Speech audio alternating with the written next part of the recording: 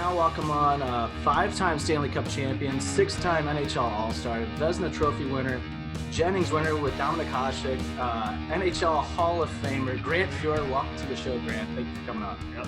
Hey, thanks for having me. The long list. That means I'm getting old. No. I mean, how does it feel to just be like an NHL, just knowing that you're an NHL legend? Like, you know what? It's not a bad thing to have played in the NHL. I'll give you that. right. How's your quarantine going? Is everything going well? You know what? It's not bad all in all considered. It's kind of boring, but golf courses are open here in California, so at least I can play golf. There you go. You know what? That's a perfect intro into a little fun question I have for you. I know you're a big golfer. I love golf myself. Are there any big celebrities you got to play golf with that maybe were your favorite? Or maybe who was the best celebrity you got to play golf with? The best celebrity I played with was probably Rick Rhoden. Okay. Rick Rhoden, okay. Well, most consistent of the group anyway. I'm lucky enough. I've got to play with a lot of good ones. So. Yeah. What about any hockey players that were the best out there on the course? Brett Hull's awfully good. Danny Quinn's good. Mario's good. Yeah. Was Brett Hull sober when you were playing golf with him? He was. All right. Do you want to ask the other? Yeah, I'll ask you just a simple question: Tim Hortons or Dunkin' Donuts? Oh, easy. Tim Hortons. They put a Tim Hortons in St. Louis, Grant. It was here for a couple of years, and then some business stuff happened, and they took it out. And I love Tim Hortons. I grew up playing youth hockey here in St. Louis and got to travel up north into Canada, Detroit, and stuff. And I always wanted to go to Tim Hortons. I had to get Timbits, the apple fritter Timbits, and they took it out of St. Louis. When I head home to Canada, that's my first stop usually in the airport. I wish we still had Tim Hortons here. Oh, yeah. I love Tim Hortons. My question is, do you have a favorite movie, and what is it? I'm a horror movie fanatic, so if I go back far enough, probably The Exorcist is one of my favorites. Well, okay. All right. Nice. Yeah, I'm a What did big we watch the other night? I watched the original Psycho the other night, the original Birds. So classic Alfred Hitchcock. All right. Oh yeah, I like all the classic horror movies. Nice. That's awesome. Did you see the Halloween remake by any chance? I did. Did you like it? I did. Actually, they've been running all the Halloween movies here for the last week or so. So you get to see 3 or 4 a night. Awesome. That's awesome. And last, just kind of icebreaker here. Do you have like a favorite artist or like a go-to album that you like to listen to all the time? No, I kind of jump around from R&B to rock and roll to every now and then I'll sprinkle in a little bit of country. So I kind of cover all the different genres. Nice. Nice. Awesome. Well, let's get into some hockey questions. So we just rattled off some of your records. One that stands out to me is the year you had 14 assists.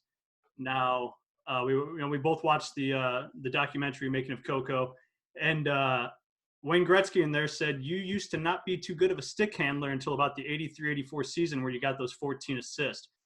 And then he went on to say that you actually became one of the best goaltenders at seeing the ice. And Wayne himself has been known as someone who saw the ice well, saw the play before it even happened. Did he have any, I imagine he did, but any input in helping you become a better stick handling goalie and to see the ice and to make those plays, to, get those points into that offensive mindset that the Oilers had back then where, they didn't need that defense because they had Grant Fuhr back there. So I'm just curious, did Wayne help you in any way see the ice better? You know what? Between all the guys I played with, because our team was so offensive and the coaches, they made me a better puck handler because that was part of our offense. Right. I mean, when I first turned pro, I was a horrible puck handler. I didn't worry about where you put the puck or anything. You're just worried about stopping it. So as I got a little older, a little more mature, you also learned to handle the puck, to take pressure off your defenseman. So all of it was part of my learning experience. Yeah. When you got into the league, knowing that you were going to play with Wayne Gretzky, was Wayne Gretzky at the time like known as like the greatest hockey player like in the world? And how was that like going to play with Gretzky as a teammate? It was awesome. He was the first person I met as an Oiler. So he was down at the draft when I got drafted. And you knew how good he was until you got to see him every day. You didn't realize exactly how good he was. Right. So That was the fun part. It's getting to play with those guys every day. You get to read. I played with 5 or 6 of the best players in the world. So, yeah, Wayne, Messier. I mean, Gary Curry, Glenn Anderson, Paul Coffey. Jeez, what a team, man. That's crazy. So another question: have you in the '80s? I mean, you were known as the best goaltender out there, and then as the '90s started, you know, a lot of people know you went through some adversity early on in the '90s, on and off the ice, and you kind of bounced around team to team, and then you came to the Blues and kind of had a resurgence there. I'm just kind of curious what was the cause of that resurgence, and did maybe the growth of some of those goalies coming up, you know, where there's Patrick Wall, Martin Brodeur, Belfour, Dominik Hasek, who you got to play with, did those guys being so good also help you want to go, hey, I need to be that Grant Fuhr that, you know, I can still be that good goalie? You know, when I played in Edmonton, I had Andy Moog with me. I had Billy Ranford with me. So I had good partners all the way along, which forced you to be better. And when I get traded to Buffalo, Dom was in Buffalo already. Yeah. So playing with Dom and such, I had a meeting with John Muckler one day when contract was coming up. And he said, well, you could stay here long term, but you might end up being a backup where I can trade you somewhere where maybe you could be a starter again if that's what you want. And one of those, you kind of look at yourself, and I wasn't ready to be a backup. So they traded me to LA where I could get my feet underneath me again. And that summer I signed in St. Louis. So Dominik Hasek was one of my favorite goalies growing up because he wore the different mask. I don't know why that just got my attention. And you know how good he was as a goalie. When you got to play with him that year, you guys combined for the Jennings Trophy. Did you know how good he was going to be? Oh yeah, I get to play against him in the Canada Cup. Yeah. So I'd had a chance to see Dom play already and had played against him, so I knew how good he was. And you watched when he played in Chicago, when he did get to play, how good he was. Yeah. So one, it was surprising Chicago let him go to Buffalo, and once I got to Buffalo, you knew how good Dom was. It was just a matter of him getting an opportunity. Yeah, so I guess you kind of maybe then saw the writing on the wall that, hey, Buffalo's going to go with Dom, and you know, you like you said, you didn't want to be the backup. You wanted to, you know, still be that number one guy. No, we still had it in our heart that we wanted to be a number one guy. So possibly being a backup or having a chance to be the guy again, it was an easy decision for me. Yeah, right, definitely. Right. So us here in St. Louis, we finally got to feel what it feels like to win a Stanley Cup finally. What were your emotions? Yeah, it's amazing. Yeah. It's amazing. What were your emotions on winning your first Stanley Cup, or even like the second Stanley Cup, because you got to actually play the games in the second Stanley Cup? Well, you know what? There's no better feeling in the world. I mean, I think that's the big thing. And a lot of times when you're playing, you don't actually take the time to enjoy it because you're pushing yourself through the season. You finally win, and you don't think you enjoy it as much as you could or should. Right. I mean, trust me, we definitely enjoyed it though. You look at Holly. Holly's kind of my era of players. We enjoyed it.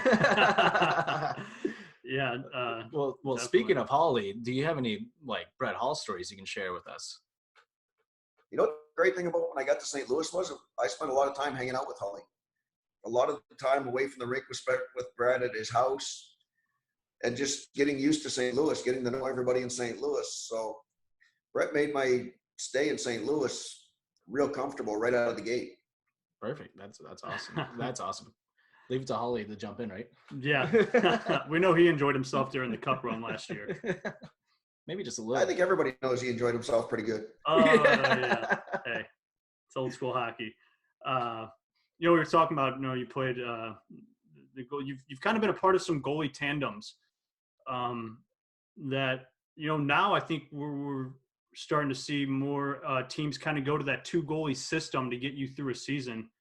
You know, you were a guy that played a record 79 games, 72. You played 76 consecutively here. But when you did play, how important was it, especially that first Stanley Cup? You were a backup goalie. How important is that backup goalie to a team, even if they don't play that much? I mean, we saw it here where Jake Allen was the number one guy for a while until, you know, Jordan Binnington came along, and Jake Allen kind of had to face some adversity with fans here in St. Louis, but he still needed to be called upon in some games to give Binnington a break. So how important is it though for that backup goalie to a team when you're going through a cup run? Well, you know what? In Edmonton, Andy and I played together, and we both play somewhere in the 40, 41 game range during the year. And in 83, Andy played most of the playoff games. And then 84, I played most of the playoff games till I wrecked a shoulder. Yeah. So you have to have two good goalies just in case. And I think if you have two good goalies, you push each other to be better. And if you're pushing each other, you're better for the team. It makes the team better. Right. Yeah, exactly. No, I was just thinking about because I watched your documentary, Making Coco, and I saw the hit where guy came in and kind of when you were out. Yeah, that one hurt a little bit. Yeah. Could you imagine like the uproar now in today's NHL if like that happened to a goaltender? Like it'd be. Well, you know what? Back then, you were fair game if you're out playing the puck. Right. And yeah, I was out handling the puck where I shouldn't have been and got caught in a traffic zone, but there's not a big uproar because one, it's a Stanley Cup final. Right. Yeah. And believe it or not, back then you could actually run into people in a Stanley Cup final. So yeah. goalies included. Yeah. Growing up, when I played, I was always the bigger guy in front of the net. So goalies didn't like me very much because I kind of played, I'm almost similar. So the Nick Kypreos incident where he kind of, Pronger gives him a check to the right, but he falls to the left. And you still see that in today's game. And when I talk to people, I only played youth hockey, but I had an old school coach who taught me, if you see the puck, you keep digging until you hear a whistle. And every once in a while, I might take a little bump into the goalie, and he might not like it, and I might end up getting slashed in the back of the knee. And what are your kind of thoughts on that now in today's game, or maybe with the goalie interference calls becoming a little more? Sometimes I see goalie interference called, I'm like, I don't think it should be called, but. What's kind of your mindset on it now compared to when you did? I'm still old school. I mean, when I started, everybody fell on a goalie. That's just the way it is, especially come playoff time. You just assume somebody's going to fall on you to whistle. That's just the way it works. It's been that way since I started. It was that way before I played. And I think you'll still see it happen in the playoffs every once in a while now, only now there's a big uproar about it. Right. Yeah, and I guess goalie interference rule, it's got some issues right now. Yeah, definitely. Yeah, I totally agree with that. Yeah, because my coach always told me, those goalies have a lot of padding on. They'll be all right. Yeah, I mean, it was a freak thing that I just happened to have a leg stuck in the wrong area. Yeah, I figured there's no bad blood between you and Nick Kypreos over that situation. No, I've probably been fallen on 300 or 400 times before that. So yeah. Now with Pronger, Kypreos. Well, back then you could, the players could police the game a little bit more back then. So. Right. Which I'm still a big fan of. I still think the players should police the game. I agree with you too. Totally agree. I think the NHL is doing the right thing and also trying to take down on head injuries or any bad incidences. But also, I think the game there's a game within the game that I think the players only understand that there's some things that they're better off settled on the ice by the players. Yeah. Well, here's a theory from old time hockey. If you want your best players to be your best players, everybody had that one guy that could go whisper to the other team that would allow your best players to play. That's why, a big part of Gretzky's career. Yeah, it was a big part of our Oiler teams. It was a big part of the teams in Buffalo. We had Robbie Ray there. St. Louis, we had Twister and Chaser. So, yeah, I still think those guys are still a big part of the game. I think so, too. I think the cool part is, especially here in St. Louis, a guy like Ryan Reeves, who was an enforcer, but as his career's gone on, he's become more of a skilled guy too. Well, he can play. I mean, that was the same thing back with our teams in Edmonton. We had Semenk, but he could still play. He'd still score 20 goals once in a while. Right. Yeah. Yeah. I think they're still a big part of the game. Ryan Reeves a couple of years ago said, I think he sees the game maybe starting to revert back a little bit to that on ice, the self-policing, which I think it does. It makes the game safer. Because nobody takes liberties with guys. They don't run guys from behind. You're not going to cheap shot anybody. It just cleans the game up from a player's perspective. Yeah, right. Definitely. I think the players would rather police it themselves than the referees, and have it being like micromanaged and everything. And then you get cheap shots thrown around by guys because they know they're not going to have to answer that bell. Like the old time hockey. You knew you had to answer the bell to some of those that tough guy out there. Oh yeah, would you rather pay a fine or get a punch in the face? Every team has a good dentist now. You can get the teeth fixed or not play with them. I mean, look at Alexander Steen. Yeah, exactly. But speaking of like the players policing the game, there was a moment that I remember very vividly from my childhood, and it's a brawl between the Blues and the Red Wings from like 97. It may have been a playoff game. You actually come down the ice and jump on one of the Red Wings players. I have to laugh at this moment just because of the Blues announcer, Ken Wilson. He gets so excited that you come flying down the ice. He's like, "Here comes Fuhr, here he comes." And then you jump in the pile. And then within like 5 seconds, he's like, "Get him out of there. Get him out of there. We don't want him hurt. We don't want him hurt." But actually, I remember that because it was Bobby Rouse that I grabbed. Yeah. I was going to say, what was going through your mind? Most people didn't realize that Bob Rouse and I used to ride to the group together in Toronto. We were teammates with the Leafs. Oh, that's great. That's one of my favorite parts about hockey is, you guys, you get to meet so many different players and you go to different teams, but the second you're on that ice, you're not friends. You can, You're friends till the game starts. Exactly. Once the game starts, you're enemies for an hour or two. Right. Yeah. Then you're back to being friends afterwards. Yep. You can go have a cold beer afterwards. Right. Exactly. That's exactly. Awesome. You got a question? I'm gonna be good.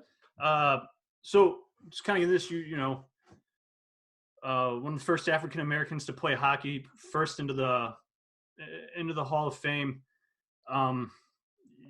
Being African American in a predominantly white sport, I'm sure you face some racial adversity. And unfortunately now we still see it in today's game. I'm sure you've maybe seen stories in youth hockey. But then you see guys like PK Subban, Ryan Reeves, these guys all over social media trying to help grow the game, reach out to the youth, the African American youth. Is there anything you would want to say to any young African American kids that are thinking about getting into the game, even though there still is this uncalled for adversity they have to face from people? That's the unfortunate part of society right now. Is it seems to have turned and gone a little bit backwards. I was lucky enough growing up in Canada that my first 8-9 years pro, you didn't see any of it. Mm-hmm. So I'm lucky that way. But once I got traded to Buffalo, and you started to see it, and you just deal with it. Yeah. And I tell young kids now, as long as you believe in yourself, names aren't going to hurt you. You just have to believe in yourself. And you'd like to think that the coaches and parents are far enough progressed, and it's 2020. You would think that would start to go away. Unfortunately, There's still some people that won't let it slide and are still that way, but they're in a minority now more than anything. Yeah, definitely. I know here, especially, after the Blues winning the Cup, everybody became a hockey fan in St. Louis. And, we did start to see, especially when Ryan Reeves got here, the big tough guy making a name for himself, fighting. Became a fan favorite. Became a fan favorite. I know, we started to see more of the African American community start to show up, buy jerseys, get into the game here. And it's a good thing to see. It's unfortunate that, you get those negatives that come in and kind of make it take a step back. But I think guys like PK Subban and them are doing a good thing, helping grow. The NHL's getting better at it. Their diversity program's starting to expose the game to kids that would not normally get a chance to see the game. And I think as long as they continue to build on that program, you're going to see more and more kids playing of different races. Yeah, definitely. Yeah, that's awesome. Back on when your time here in St. Louis, your coach, Mike Keenan at the time, he's pretty well known that a lot of players don't like playing for him, but it seems like you didn't really mind it all too much, as you look at, like, you played 79 games in one season, and for some people think that maybe that's too much, but I think you loved it because you got. I enjoyed every minute of it. Right. So I liked playing a lot. I played 75 in Edmonton one year. I played the 79 there, had the knee rebuilt, and played, I think, 73 the next year. Yeah. Right. So I liked a heavy workload.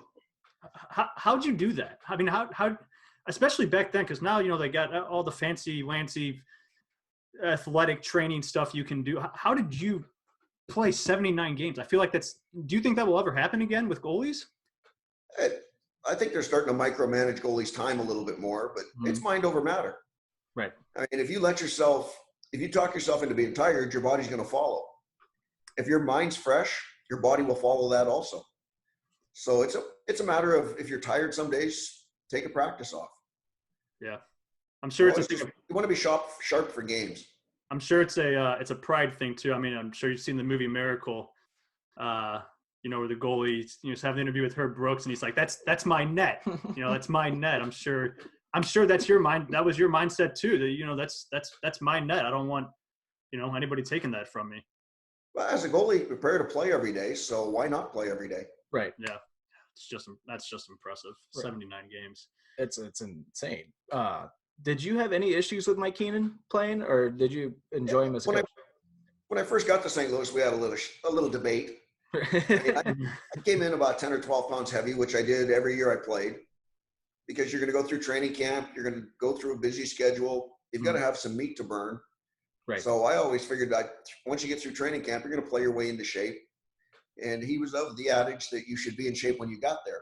But then now you hit January, February, you get tired. I wasn't going to get tired. I'm gearing myself for the playoffs. Right. Yeah, because he sent you down to the minors before that season. You went 79 games, right? They shipped me home for a couple of days. Yeah. How was that? How'd you feel about that? I wasn't happy about it, but at the same time, it's like, if that's what he wants to do, fine. I mean, I had done enough in the league at that point that I wasn't going to argue with him. He's the coach. So it only took a few days before he called to see if I'd come back. Oh, man.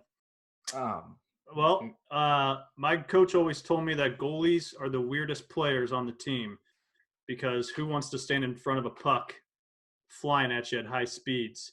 So I'm kind of blending some questions here. So we saw with Jordan Binnington, the cool hand Luke style of a goalie, his poise. Nothing bothered him. He gave his one answer interviews and stuff, and people always like, man, that's a weird goalie. And I would tell people, I go, those are the goalies that win you cups. And then you were similar in a way. I think Gretz talked about, if you lit in a goal, you took the puck out, shot it to center ice, no emotion. So I kind of want to get your thoughts on, what's the mindset of a goalie, and maybe just how weird you guys might be. And then also, Jordan Binnington, what were your thoughts on watching that kid do what he did his first year? And do you think it will benefit him, or do you think it might hurt him going forward? Well, goalies in my world, most of us are normal. So, but the best thing you can have as a goalie is a short memory. Yep. Hence, you fish the puck out of the net, send it to center, and away you go. Yep. There's nothing you can do after it's gone in, so there's no sense worrying about it. Right. And I think Jordan's got a lot of that mindset to him. So I like the way he played. And yeah, he had a phenomenal first year. The second year is probably going to be a little bit harder for him. Yeah. But I think it bodes well for him long term, because you're going to have some ups and downs in your second year. I had an easy first year. My second year was hard. But he also paid his price in the minors. He played a lot in the minors. Right. Yeah. So yeah, and he's gone through some ups and downs, and I think he's going to be fine.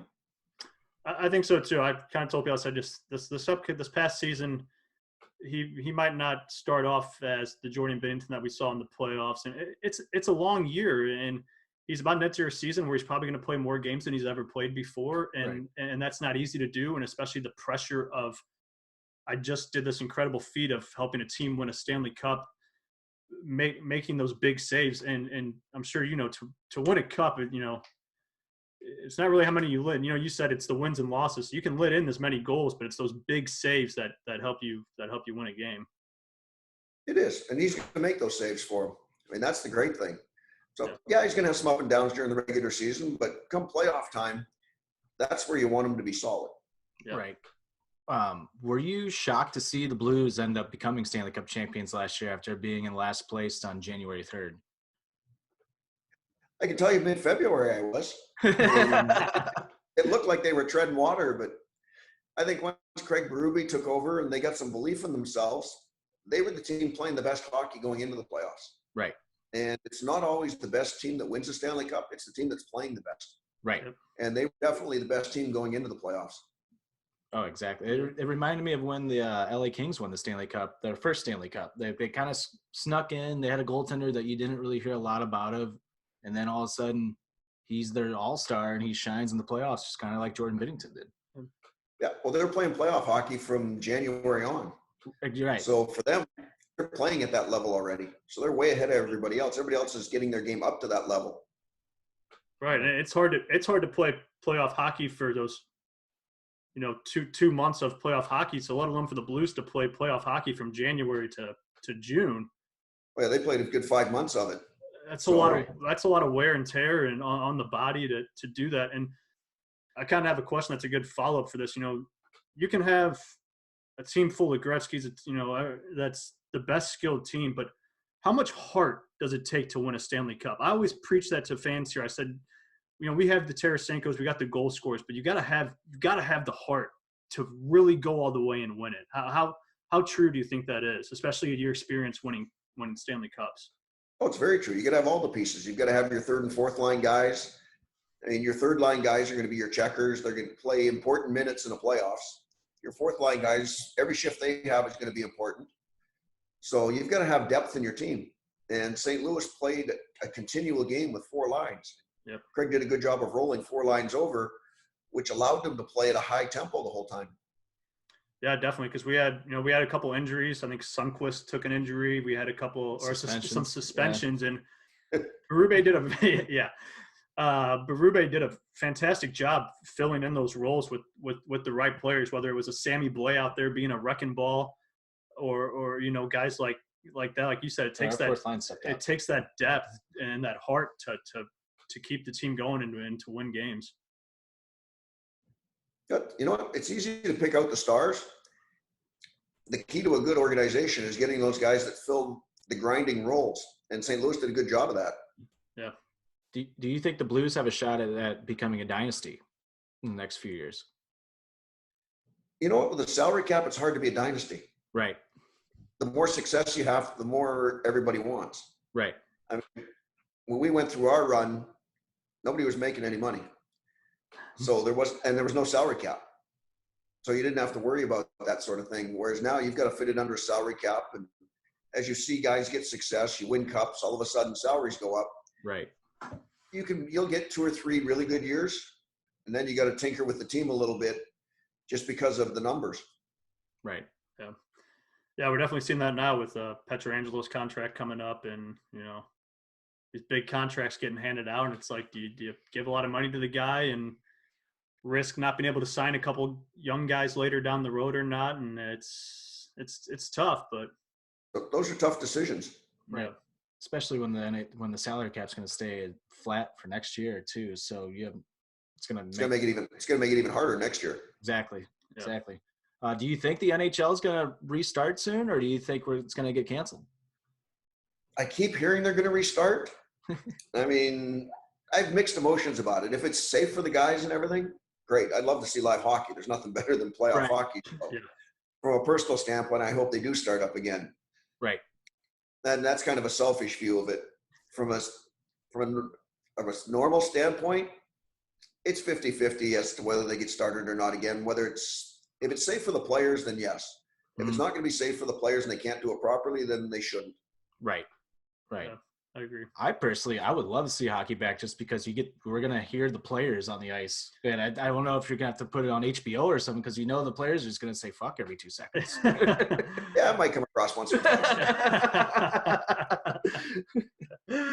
I'd love it though. I think even without fans, I think the NHL, if they were to come back, it could work, especially if you love hockey and you enjoy hockey, you can watch a hockey game without fans. Oh, definitely.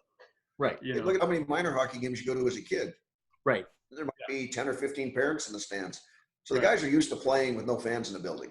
They've grown up with it. Yeah. Especially Florida Panthers players. Yeah, it'd be like a home game.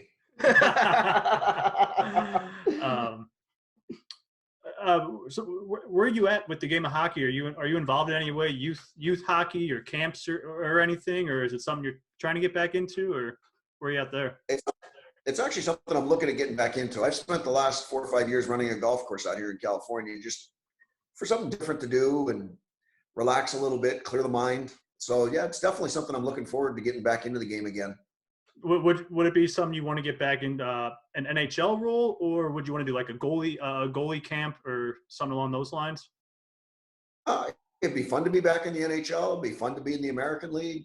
I mean, it's just fun to be part of the game. Right. Yeah. Right. Yeah, but Do you have a specific like moment from your NHL career that's like stands out as like your favorite, or any? I know there's probably a lot, but do you have like one specific moment? Lots of good memories. I think the best one was probably my first game because I played it in Edmonton in front of friends and family. So every kid dreams of being in the NHL, and I got to do it in front of my friends and family. So that's always going to be special. Yeah, that's awesome. yeah, and correct me if I'm wrong. You lost your first NHL game and then went on to win 23 straight. Yeah, we got lucky after the first one. There's some skill in that. Don't be too humble. You know what? It was a lot of fun. Yeah, I lost my first one 3-1. So funny how you remember the losses. Right. Always do. It motivates you. I guess kind of following up what he asked though, like, no, it's probably a favorite moment. What's your favorite part of the game? I guess maybe on like more of an emotional side. Is it just being in the locker room, going to practices, because I know when I stopped playing hockey, I was like, I would do anything for a no puck practice just to be on the ice. You know what I'm saying? At a bag skate practice. So is there an emotional part of the game that maybe your love for hockey?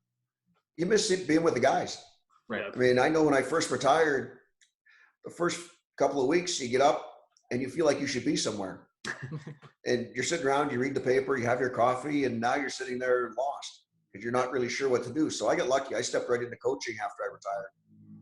Nice. But that's the biggest thing you miss is being around the guys. Yeah, definitely.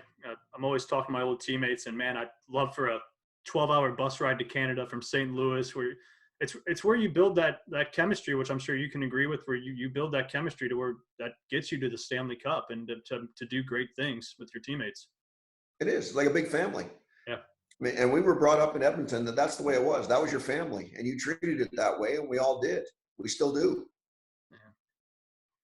It's awesome. Yeah. Any more questions? I got one that just came to me. You think the Oilers, now with McDavid, you think they'll get back to a dynasty kind of team? You think they're starting to kind of figure out I know they had those draft picks. They kind of missed some spots to really build the team. But with a guy like Connor McDavid, I mean, I feel like you can't go wrong building that team going forward. I think they're starting to get some chemistry. I mean, again, part of winning is you have to have the right chemistry. Yeah. You can have all the talent in the world, but if the talent doesn't mesh, it doesn't matter. Yeah. So I think they're starting to get the right chemistry where they're making a really good progress going forward. Yeah, so do I. I want to see a guy like McDavid who is just, you think you could? Just that good. I got a question for you. 10 shootout shots. You versus Connor McDavid. How many are you stopping? At 58, probably not very many. Okay, in your prime. In my prime, I hope for at least stop 6 out of 10 anyway. That's pretty good. He's a really good player, so that'd be pretty good. It's always a goalie's advantage. Well, Grant, thank you for coming on our show. Yeah. It's been a pleasure. It's very humbling for us because, I mean, growing up, I mean, you're one of my all-time favorite goaltenders. I know for Same. You. Yeah, I mean, this is an honor, honestly. Yeah, I was very nervous coming into the speech. No, it's my pleasure.